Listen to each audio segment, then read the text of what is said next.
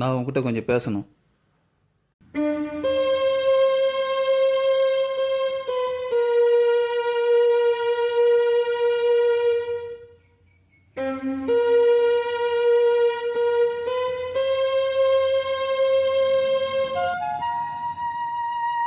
எனக்கு சுற்றி வளைச்சு பேச தெரியாது.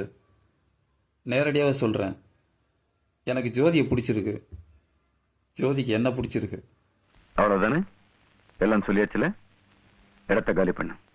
எனக்கு ஓ அளவுக்கு படிப்பு இல்லாமல் இருக்கலாம், வசதி இல்லாமல் இருக்கலாம். ஆனால் விரும்புகிறவளை வச்சு காப்பாற்றுற அளவுக்கு தைரியம் இருக்குது. நம்பி வரவளை அன்பாக வச்சுக்கிற அளவுக்கு உறுதி இருக்குது.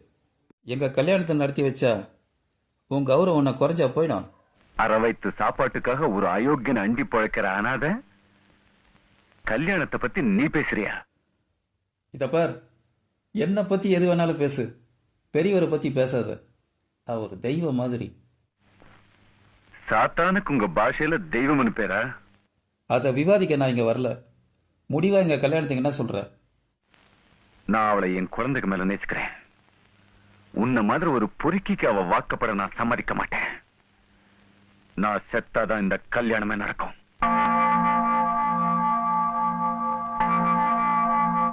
ஓ முடிவை நீ எனக்கு சொல்லிட்ட. ஆனால் எனக்கு தேவை ஜோதியோட முடிவு தான். என்னோட வர சம்மதம்னா உங்கள் அண்ணன்கிட்ட சொல்லு.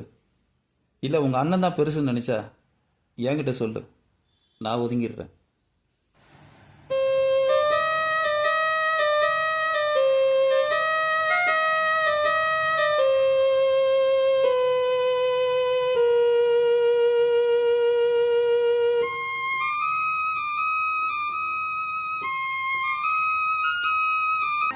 எங்க அண்ணனோட முழு சம்மதத்தோட தான் இந்த கல்யாணம் நடக்கும்.